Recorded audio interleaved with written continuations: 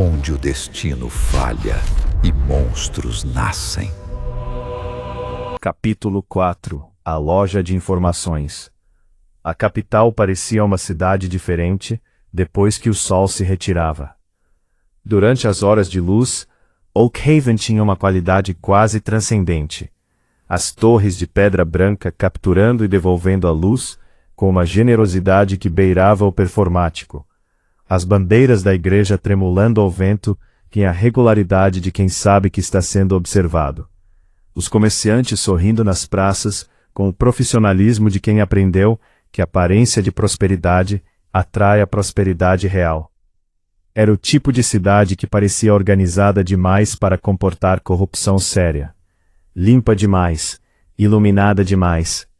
O que era naturalmente exatamente o ponto. As coisas que precisavam existir na sombra eram investidoras suficientemente inteligentes para perceber que sombras funcionam melhor quando a luz ao redor é especialmente intensa. Quando o sol desaparecia atrás das colinas a oeste e as últimas cores do crepúsculo terminavam sua exibição sobre os telhados azuis de Oakhaven, a máscara caía. Não dramaticamente, não com um estalo ou uma transformação visível. Caía com a gradualidade natural de quem não precisa de drama para mudar, apenas de tempo. As ruas secundárias se tornavam mais estreitas na percepção do que eram na geometria. As sombras entre os lampiões, aprofundando-se de formas que a simples ausência de luz não explicava completamente. O som mudava, o barulho dos mercados sendo substituído pelo rumor de conversas conduzidas em volumes calculados, e as risadas que vinham das tavernas tinham uma qualidade diferente das risadas do dia, mais reais, e por isso mais variadas, contendo alegria genuína e desconforto genuíno, em proporções que a cidade diurna não exibia. Era ali, nas ruas onde o chão estava gasto pelo uso honesto de gerações, e as paredes tinham a coloração acumulada de décadas de fumaça, e chuva e vida, que a cidade verdadeira existia. Não a cidade que a igreja aprovava, a cidade que continuava funcionando independentemente de aprovação. E era para lá que eu estava indo. Minha carruagem avançava pelas ruas antigas da capital, com a lentidão de quem não quer chamar atenção, que era a velocidade paradoxalmente certa para um veículo que passaria despercebido, apenas se não parecesse ter pressa de passar despercebido. O cocheiro, um homem de poucas palavras, que as memórias de Corvin identificavam como absolutamente discreto, no sentido específico de que havia sido pago o suficiente para transformar discrição em princípio, mantinha o capuz baixo, exatamente conforme as instruções que eu havia dado antes de partir da mansão. Instruções que o Corvin original jamais teria dado, porque o Corvin original não saía de noite em carruagem anônima para visitar localizações que não apareciam em seus documentos oficiais. Outro desvio. Mais um fragmento de Leonardo que o sistema havia cobrado antes mesmo de eu perceber o pagamento sendo processado. Eu olhava pela janela estreita da carruagem enquanto os quarteirões passavam. Primeiro as avenidas mais largas e iluminadas da cidade nobre. Depois a transição gradual para ruas que se tornavam progressivamente mais estreitas e mais reais. As fachadas perdiam o reboco cuidadoso e revelavam a pedra por baixo. As lanternas dos postes eram substituídas pelas lanternas penduradas nos beirais das tavernas, balançando levemente no vento frio que subia do rio às noites de primavera. Pare na próxima esquina, disse. A carruagem parou com um rangido suave das rodas, que era o único som fora do lugar, naquela rua momentaneamente silenciosa. Espere aqui, independentemente do tempo que leve. Desci sem esperar confirmação verbal. O cocheiro assentiu com a cabeça, único gesto necessário entre duas pessoas que haviam estabelecido os termos da comunicação de forma clara antes de partir. O ar noturno era frio, da forma específica das primaveras, que ainda não haviam decidido se eram primavera de fato ou apenas inverno em roupas mais leves. Uma névoa baixa rastejava entre as construções mais antigas do quarteirão, aderindo às pedras úmidas dos muros, e dando ao ambiente uma qualidade que ficava a meio caminho entre fantasmal e simplesmente úmido. Comecei a caminhar. Esse lugar não aparecia no romance com qualquer destaque. Era exatamente esse o tipo de detalhe que me havia chamado a atenção na época da leitura, numa tarde em que o metrô estava atrasado e eu estava com tempo demais para pensar sobre o que estava lendo, em vez de apenas absorvê-lo. A autora era uma escritora cuidadosa, não no sentido de escrever de forma cautelosa, mas no sentido de plantar elementos com consistência suficiente para que o mundo parecesse existir além das margens da página. Ela não criava personagens secundários aleatoriamente.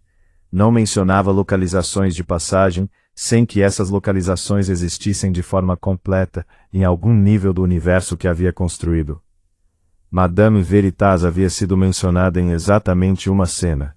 2 parágrafos, talvez 3.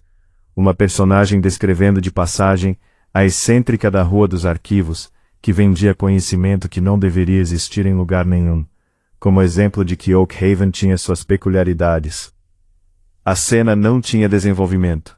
A menção não retornava. Era o tipo de elemento que leitores ávidos adicionavam às suas teorias de fandom e que leitores casuais esqueciam antes de virar a página. Eu havia sido leitor casual. Mas havia algo naquela menção que havia criado uma pequena marca, uma sensação residual de que a autora havia colocado ali mais do que a narrativa imediata requeria. Autores raramente criam personagens verdadeiramente misteriosas sem um motivo que faz sentido de algum ângulo. Mesmo quando esse ângulo não é o ângulo que o leitor médio usa. A placa de madeira estava exatamente onde eu havia calculado que estaria, baseando-me na combinação imprecisa de memórias vagas de descrição literária e a intuição cartográfica das memórias de Corvin sobre o quarteirão. Pendurada por 2 correntes curtas sobre uma porta baixa, espremida entre 2 construções maiores que a ignoravam com a indiferença de vizinhos que coexistem sem se relacionar. Madeira escura, texto pintado em branco com a espessura irregular de uma mão humana e não de um sinal comercial padronizado. Arquivo Veritas. Embaixo, em letras menores, consultas mediante necessidade verificada. Eu observei a placa por alguns segundos. Necessidade verificada, não mediante pagamento, não mediante agendamento. Mediante necessidade verificada, como se o estabelecimento tivesse algum mecanismo próprio de determinar quem de fato precisava do que oferecia. Empurrei a porta. Um pequeno sino de metal tilintou acima do batente, com um som agudo e claro de quem havia sido instalado não para charme decorativo, mas para funcionalidade, para que quem estava dentro soubesse precisamente quando alguém havia entrado. O interior era maior do que a fachada prometia, não da forma impossível da mágica declarada, mas da forma possível da arquitetura inteligente. O espaço se estendia para os fundos, além do que a largura exterior sugeria, aproveitando alguma configuração de lote irregular que permitia a expansão lateral sem aparecer na rua. Prateleiras ocupavam todas as paredes disponíveis do chão ao teto, com a densidade específica de uma coleção que cresceu organicamente ao longo do tempo em vez de ter sido instalada de uma vez com propósito decorativo. Livros sim, de todos os tamanhos e condições, das encadernações luxuosas de couro com fechos dourados aos volumes modestos com capas de papelão reforçado. Mas também pergaminhos enrolados e guardados em tubos de couro numerados, mapas dobrados e indexados em divisórias de madeira rotuladas à mão, frascos de vidro, contendo substâncias que variavam do obviamente mundano ao cromaticamente suspeito, artefatos arrumados em prateleiras específicas, com espaço calculado entre eles, instrumentos de medição de tipos que eu não conseguia nomear com as memórias combinadas de Leonardo e Corvin, e no ar uma mistura de papel envelhecido, tinta, poeira acumulada com cuidado suficiente para não ser descuido, e o aroma leve e fumegante de chá preparado há pouco tempo. Era confortável da forma que lugares funcionais e honestos às vezes conseguem ser, independentemente de qualquer esforço consciente para produzir conforto. Estamos fechados, disse uma voz, não alta, projetada com a eficiência de quem não precisava elevar o volume para ser ouvida com clareza, o que sugeria prática ou uma acústica que ela conhecia suficientemente bem para usar. Localizei a origem. Ela estava atrás do balcão mais ao fundo, sentada em um banco alto, com um livro aberto sobre a superfície de madeira e uma lamparina de vidro à sua esquerda, projetando um círculo de luz quente, que alcançava exatamente o espaço necessário para a leitura confortável, e nada além disso. Madame Veritas. As memórias de Corvin não tinham referência a ela, o que confirmava que o Corvin original nunca havia estado aqui, ou pelo menos nunca de forma que tivesse registrado como significativa.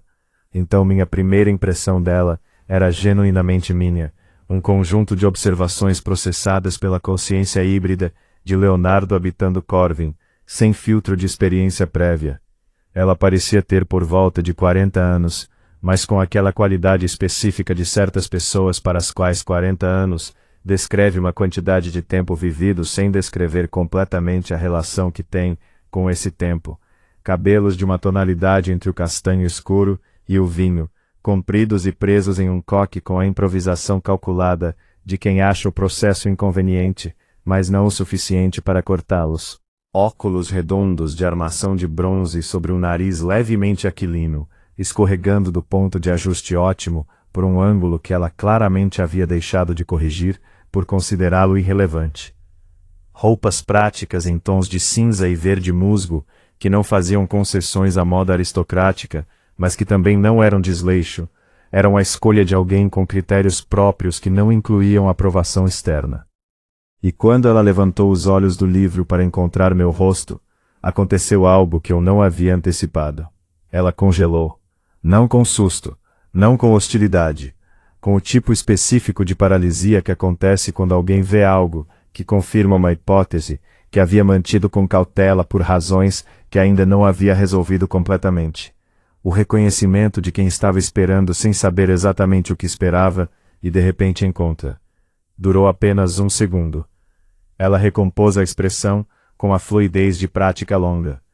Lord Corvin, disse, com uma calma que era genuína na substância, mesmo que tivesse exigido um momento para ser reinstalada. Não esperava uma visita sua. Isso é curioso, respondi, caminhando até o balcão, em passos lentos que me davam tempo para continuar observando o espaço ao redor. Eu não disse meu nome. Ela fechou o livro com o gesto de quem está guardando um marcador invisível, num ponto específico da leitura interna que estava fazendo do momento.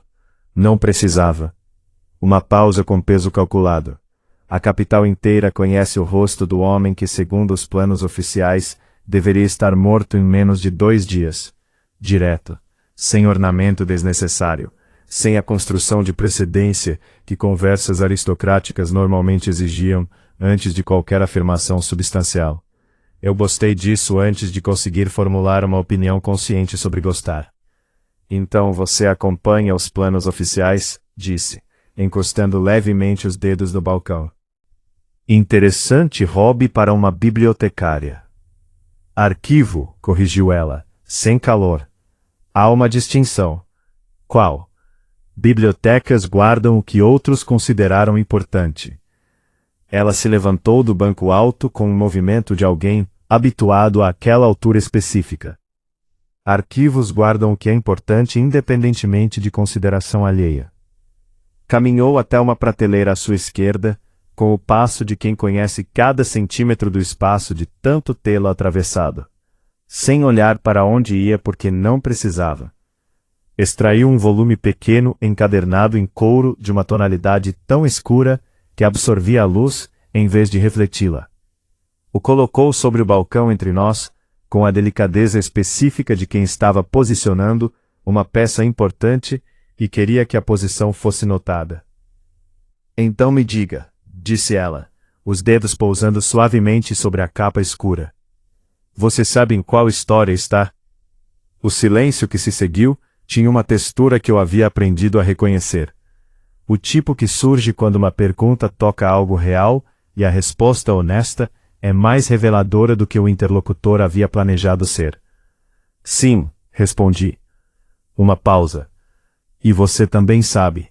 Ela me estudou com aqueles olhos por trás dos óculos desalinhados, com a atenção específica de quem está testando uma teoria e colhendo dados para avaliação. Então riu. Não alto, não performático, uma risada genuína, breve, que saiu como se não houvesse sido completamente planejada. O tipo de reação autêntica que escapa antes que o filtro profissional tenha a chance de processá-la. Fascinante, disse ela, com a satisfação específica de uma cientista que confirmou um resultado que havia calculado, mas não tinha certeza de encontrar. Fascinante de verdade. Normalmente levam muito mais tempo para perceber. Semanas às vezes. Alguns nunca chegam a formular a questão com clareza suficiente para articulá-la. Aquela palavra, normalmente, chegou com um peso que eu precisei um momento para processar. Normalmente. Como se houvesse histórico. Como se não fosse a primeira vez que ela conduzia a esse tipo de conversa. Você já fez isso antes, disse, não como pergunta. Recebido personagens que perceberam? Ela inclinou a cabeça levemente. Raramente. Mas não é sem precedente. E o que aconteceu com eles? A resposta demorou um tempo específico. Não evasiva, deliberada. O silêncio de quem está escolhendo palavras com o cuidado que algumas informações requerem. Histórias diferentes têm resoluções diferentes. Isso não é uma resposta. Não, concordou ela. É a resposta honesta que posso dar com as informações que você está pronto para receber agora. Eu consideraria me irritar com isso, se não reconhecesse a lógica por trás da formulação. Havia uma diferença entre informação que preparava e informação que paralisava, e quem trabalhava com conhecimento perigoso provavelmente aprendia a distingui-las por necessidade prática. Abri a pergunta que havia planejado desde que havia saído da mansão. O que você sabe sobre o Conselho dos Sétimos? O efeito foi imediato e absolutamente claro. O sorriso desapareceu. A postura que havia sido relaxada, com a facilidade de quem está no próprio território, mudou de forma que não era rigidez, mas era definitivamente a ausência de relaxamento. Os dedos sobre o volume escuro pressionaram levemente. Silêncio. Você está fazendo perguntas perigosas, disse ela, com uma qualidade na voz que era informação, não aviso. Eu sei. Saber e fazer são escolhas separadas. Também sei. Mantive o contato visual com aquela avaliação por trás dos óculos. E estou fazendo as duas. Ela ficou imóvel por alguns segundos, que se alongaram de forma que eu precisei não preencher com fala. Porque fala teria sido fraqueza, e o silêncio era a pressão correta para aquele momento. Então ela caminhou até a janela estreita que dava para a rua, olhou para fora com a atenção de quem verifica o estado de algo que verifica regularmente, não como paranoia, mas como procedimento estabelecido. O Conselho dos Sétimos começou, voltando as costas parcialmente para a rua e falando em direção ao espaço entre nós. Não é apenas um corpo político. O que é? É a instância onde narrativa e poder se tornam a mesma coisa. Ela voltou-se completamente para mim. Há quem governe através de força, quem governe através de riqueza. O Conselho governa através de estrutura. Eles não decidem quem vence uma batalha. Decidem qual batalha ocorre. Não determinam quem governa. Determinam quais tipos de governança são possíveis. Escrevem o roteiro, disse. Ela assentiu lentamente. E o ordo garante que o roteiro seja seguido. Então havia confirmação direta do que o agente havia implicado sem declarar completamente. O Conselho dos Sétimos era a camada de origem. O ordo era o mecanismo de correção. Uma arquitetura completa de controle narrativo operando por baixo da política, da religião, do comércio e de tudo mais que os habitantes de Oakhaven acreditavam ser as forças que moviam o mundo. A escala daquilo chegou de forma física, uma pressão no peito que era o peso de implicações que eram enormes demais para serem processadas como abstrações e precisavam ser reduzidas a perguntas manejáveis, para não paralisarem. Tudo isso sempre foi manipulado? Perguntei. Sempre é uma palavra muito longa. Ela voltou ao balcão e abriu o volume escuro, em uma página marcada com uma fita vermelha. O conselho existe há gerações, mas antes deles havia outros mecanismos. Antes desses, outros. A necessidade de estrutura narrativa é anterior ao conselho específico que você conhece. Por quê? Porque o mundo precisa de roteiro. A mesma razão pela qual rios precisam de margens. Ela virou a página para um diagrama que eu não conseguia decifrar completamente do meu ângulo. Sem estrutura, a história se fragmenta. Personagens tomam decisões que se contradizem. Eventos não têm consequências coerentes. O mundo começa a se desfazer em paradoxos que o tecido da realidade não foi construído para suportar. Então o roteiro protege o mundo. O roteiro protege a coerência do mundo. Uma distinção que ela marcou com a precisão de quem a havia feito muitas vezes. O que é bom para o mundo como estrutura, pode ser absolutamente terrível para os indivíduos específicos que o habitam. Como eu. Como você. Ela fechou o volume escuro. Corvin Daurielli era necessário como catalisador narrativo. Sua culpa, seu julgamento, sua execução, serviam para revelar corrupção, unir protagonistas, estabelecer a legitimidade moral do arco heróico. Eram funcionalmente necessários para que a história chegasse onde precisava chegar.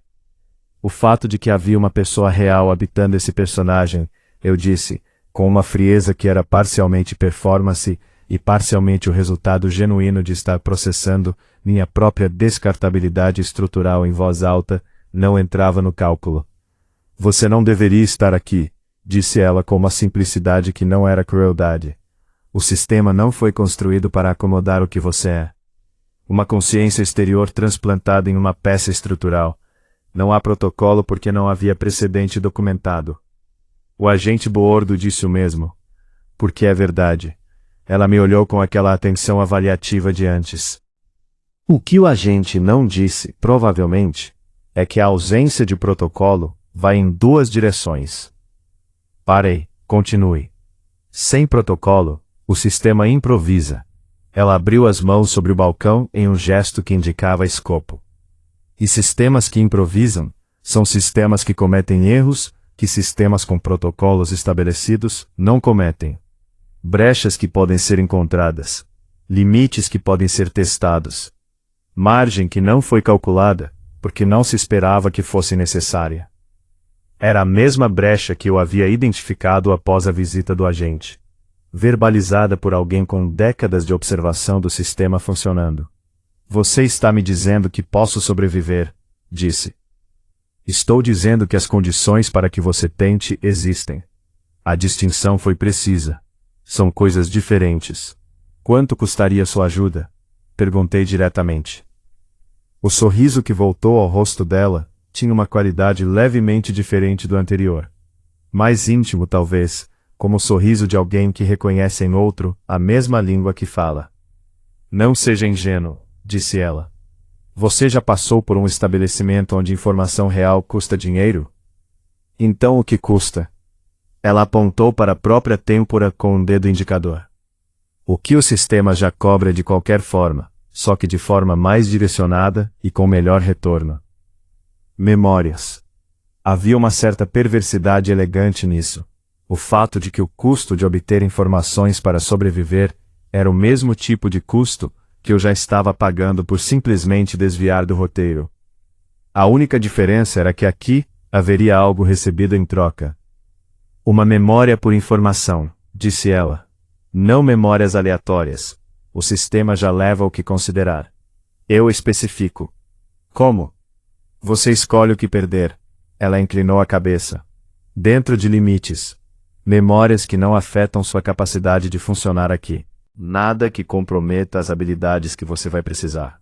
Memórias do meu mundo de origem. Geralmente, são as que o sistema prefere de qualquer forma. As que mais enfraquecem sua conexão com o que você sabia antes de estar aqui. Ironicamente, são também frequentemente as mais dolorosas de perder. Aquela ironia tinha uma mordida que eu precisei um momento para absorver. O que você quer saber sobre o Conselho dos Sétimos? Perguntei, reposicionando a conversa para o conteúdo antes de processar completamente o custo. Quero saber se você entende o que está enfrentando antes de me pedir que te ajude a enfrentá-lo. Justo. Abri o que sabia, o suficiente para demonstrar que não estava chegando completamente às cegas. E ela ouviu com a atenção de quem está verificando completude, não conteúdo. Quando terminei, ela assentiu uma vez. Há 3 coisas que o romance não mencionou sobre o conselho porque a autora optou por deixá-las como camada de fundo. Ela caminhou até uma prateleira específica e começou a selecionar volumes com a precisão de quem conhece o inventário de memória. Primeiro, o conselho não é uma entidade única com objetivos coerentes. Há facções. E as facções têm interesses que conflitam entre si em formas que o roteiro oficial não reflete. Segundo, a eliminação de Corvin não foi decisão unânime. Há membros do conselho que a consideraram precipitada e politicamente custosa. Membros que poderiam ser receptivos a alternativas que não gerem o martírio que uma execução mal gerenciada sempre arrisca criar. Terceiro, ela parou diante do balcão e me olhou diretamente. A família Daurielli estava investigando o conselho antes dos eventos do capítulo 1. Não inadvertidamente. De forma deliberada e sistemática. E o que encontrou está ainda parcialmente intacto na mansão, apenas não onde ninguém esperaria procurar. Aquela terceira informação atingiu com o peso específico de uma confirmação que havia sido hipótese até aquele momento. Não inadvertidamente. A família sabia o que estava procurando. E o Corvin original havia sido eliminado não porque tropeçou em algo. Havia sido eliminado porque estava chegando perto o suficiente para encontrar. Os registros removidos da biblioteca, disse. Removidos de onde eram óbvios. Ela abriu uma gaveta no balcão e retirou um pequeno objeto que colocou entre nós. Uma chave de ferro simples antiga, sem marcação identificável. Mas o Corvin original era meticuloso de formas que as pessoas que foram enviadas para limpar os rastros não entenderam completamente, porque operavam com a lógica de que ele era apenas um nobre arrogante.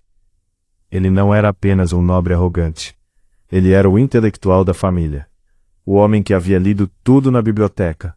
O estrategista que escondia informações em camadas que exigiam conhecê-lo para encontrar. O que essa chave abre? Uma pergunta cujo preço é maior do que as anteriores. Eu olhei para a chave por um segundo. Depois levantei os olhos para ela. Diga o preço. A pausa que se seguiu era o tipo que precede algo que não vai ser agradável de ouvir.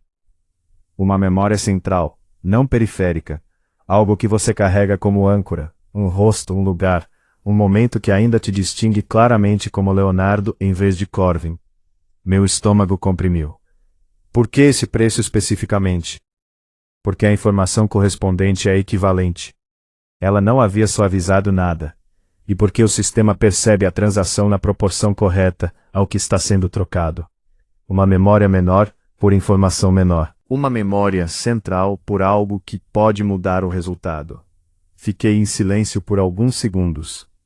Havia, na minha memória de Leonardo, ainda relativamente intacta, um conjunto de âncoras.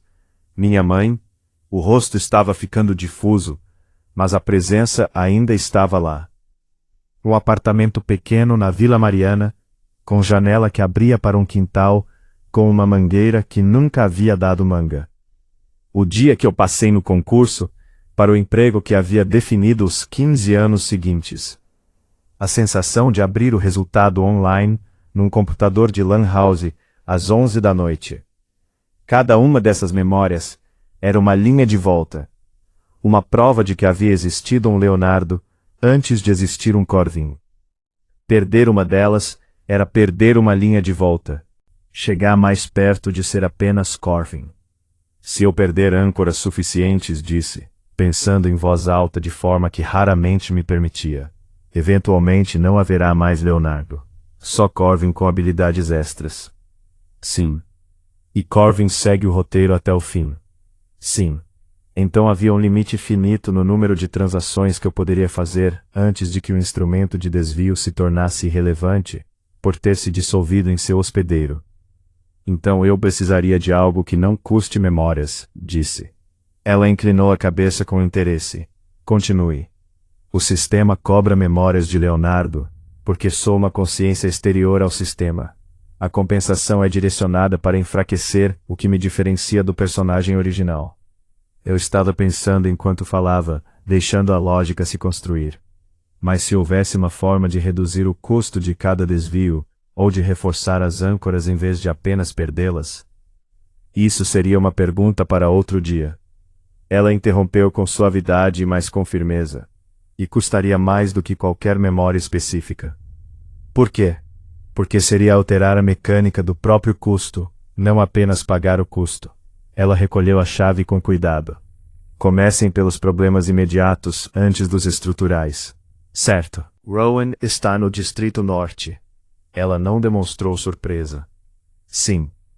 E ele entrou em uma armadilha que foi preparada para mim. Também sim. No romance original ele sobrevivia porque minha presença ativava a encenação de forma que ele conseguia desmontar no segundo ato. Sem sua presença, a encenação pode se comportar de forma diferente, concordou ela. Ele pode morrer. O silêncio que se seguiu tinha a qualidade de uma proposição sendo avaliada em seus múltiplos ângulos. E você está considerando ir? Não era uma pergunta. Estou considerando as consequências de não ir, corrigi, com a precisão que a distinção merecia. Ela observou minha expressão com aquela atenção avaliativa, que havia usado desde o início. Mas com uma camada adicional agora. Algo mais próximo da curiosidade genuína, do que da avaliação profissional. Você não tem razão estratégica para salvar Rowan, disse ela finalmente. Rowan é o instrumento da sua execução. É o herói cujo arco se completa quando você morre. Salvar Rowan é salvar o mecanismo da sua própria destruição. Também é salvar uma pessoa que não escolheu ser colocada no papel que a narrativa lhe atribuiu. Respondi. Aquilo saiu com mais peso do que havia planejado. Ela ficou em silêncio por um momento. Depois disse muito calmamente, interessante. O quê? A maioria dos personagens que chegam até mim querendo sair do roteiro, chegam com o objetivo exclusivo de sobreviver. Ela inclinou levemente a cabeça. Você chegou com o objetivo de sobreviver, e com a consciência de que outros personagens também não escolheram os papéis que receberam. É apenas lógica. Às vezes lógica e mérito são a mesma coisa. Ela abriu uma gaveta e retirou um pequeno mapa, menor que o da mansão, dobrado ao tamanho de uma palma, em papel mais fino e recente do que os documentos que eu havia revisado na biblioteca de Corvin. Deslizou pela superfície do balcão em minha direção. A aumentada no lado norte do distrito, que não está nos mapas oficiais, disse ela. Passagem de serviço que conecta os armazéns abandonados ao corredor principal onde a armadilha foi preparada. Se alguém chegasse por ali antes da meia-noite, teria posição observacional, sem ser parte da encenação. Observacional não é o mesmo que intervenção. Não. Ela cruzou os braços sobre o peito. Mas informação suficiente na hora certa pode converter observação em influência sem exigir presença direta na cena. Rowan é perceptivo quando tem dados para trabalhar. O problema do original não era a inteligência, era a ausência de contexto. Eu peguei o mapa e o guardei no bolso interno do colete. Isso vai custar uma memória, disse ela. Qual? O mapa não custa. Uma pausa. Usar a informação do mapa de forma a desviar o resultado do Distrito Norte custará. Você sentirá quando o pagamento for processado. Pode ser qualquer memória? O sistema escolhe. Ela me olhou por um momento mais longo. Mas informações compradas aqui tendem a gerar cobranças mais cirúrgicas do que desvios não assistidos. Menos dano colateral. Era o melhor que eu conseguiria. Me afastei do balcão e me preparei para sair. Madame Veritas, disse. Sim? Por que você está me ajudando? A resposta demorou um intervalo específico. Porque personagens que tentam reescrever a própria história são raros. Ela devolveu o olhar com uma tranquilidade que continha, em algum lugar, algo que se assemelhava à esperança própria. E porque o que o Conselho considera estabilidade narrativa, eu considero estagnação há muito tempo. Ela voltou ao banco alto, reabriu o livro, ajustou os óculos ao ângulo correto com um movimento automatizado, que provavelmente acontecia dezenas de vezes por dia. Boa noite, Lord Corvin. Uma pausa. Ou mais precisamente, boa noite, Leonardo. A porta do arquivo fechou atrás de mim, com o clique suave do sino de metal. E eu caminhou de volta pela névoa da rua mais real de Oakhaven, com um mapa no bolso, uma chave de conhecimento adiada para outra noite, e a consciência crescente de que sobreviver a um livro era apenas metade do problema. A outra metade era decidir, a cada escolha que o preço de existir naquele mundo exigia, o que era preservável e o que era negociável. E quanto de Leonardo precisaria sobrar para que o esforço inteiro ainda valesse a pena.